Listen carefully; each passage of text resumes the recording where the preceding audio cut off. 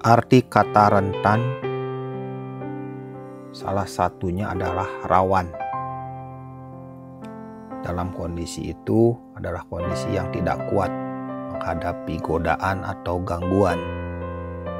Berbicara tentang Daud, kapan Daud berada dalam kondisi yang rawan?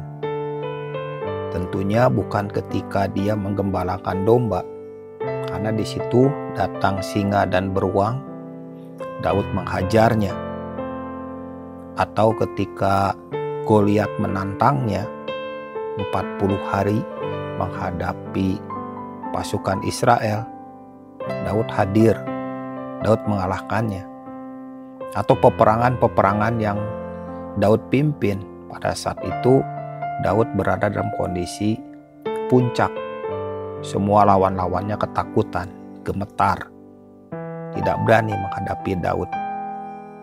Namun kapan Daud berada dalam kondisi yang rawan? Ketika dia merasa sudah di puncak, ketika dia mulai sombong, ketika dia merasa waktunya untuk beristirahat. Pada saat itu dia dalam kondisi yang suam, tidak berada dalam kondisi yang panas atau dingin. Suam-suam itu artinya setengah panas, setengah dingin. Dia menyuruh pasukannya berperang. Dia ada di istananya. Dia tidur, bangun, tidur, bangun. Lama-lama juga jenuh. Banyak tidur, lama-lama dia bosan juga. Lalu dia berjalan di atas sotoh istananya, dan disitulah dalam kondisi yang rawan muncullah Batseba. Alkitab menulis tentang kondisi yang sebenarnya, yaitu Batseba mandi dan Daud melihatnya. Dan pada saat itu Batseba dipanggil ke istana. Pegawainya Daud sudah memberikan sebuah peringatan bahwa Batseba adalah istri Uria.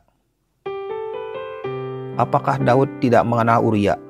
Mengenal, karena Uria adalah salah satu pemimpin pasukannya. Namun kenapa Daud mengabaikan?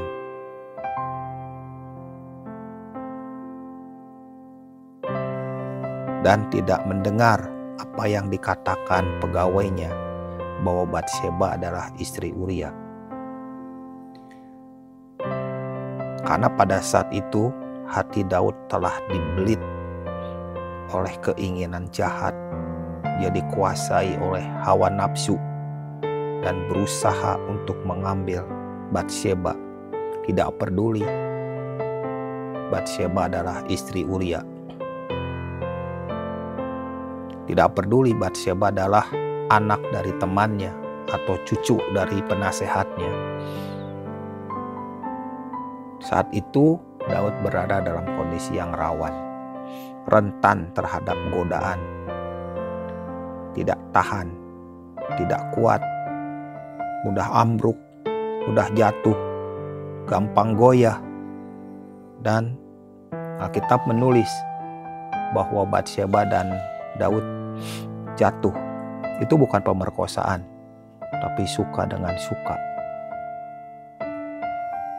Maka itu disebut sebagai perzinahan. Dan kita tahu dalam kondisi seperti itu, Daud telah kehilangan. Daud jatuh, tergeletak, dan tidak mampu berdiri. Saat itu Daud juga tidak nyaman dalam kondisinya. Dia berusaha untuk masuk ke bait suci. Daud merasa dia harus datang menyembah kepada Tuhan. Tapi kelihatannya apa yang dia lakukan semuanya mentok, kering. Ya, itulah kondisi yang rawan. Dia nggak bisa melihat seperti sebelumnya. Dia nggak mempunyai pewahyuan lagi. Dia kehilangan banyak hal. Ketajamannya, hati menyembahnya, kehausannya. Yang ada adalah tulang-tulangnya kering karena membiarkan dosanya menguasai. Disitulah kita tahu, seperti dalam 1 Petrus 5 ayat 8, sadarlah dan berjaga-jagalah. Lawanmu si iblis berjalan keliling sama seperti singa yang mengaum-ngaum dan mencari orang yang dapat ditelannya. Daud tertangkap ketika dia berada dalam kondisi yang rawan. Bukan di medan perang, tetapi dia ada di kamarnya, ada di sotoh rumah. Dia ada dalam kondisi yang gampang dijatuhkan, yaitu dia merasa puas, merasa telah mencapai kedudukan yang tinggi, merasa tidak lagi berada di medan perang, merasa tidak perlu lagi dia mempersiapkan diri dengan baik. Semuanya telah dia punyai. Ada banyak orang-orang seperti Daud ini. Dulu waktu awal pelayanan mempersiapkan hatinya di hadapan Tuhan, mempersiapkannya dengan doa dan air mata, mempersiapkannya dengan jam-jam yang tidak sedikit. Namun sekarang telah mempunyai kemampuan, jam terbang pelayanan juga makin tinggi, di panggung sudah terbiasa menguasai, dia punya banyak trik, punya banyak cara, dan dia bisa mengkhotbahkan tanpa persiapan.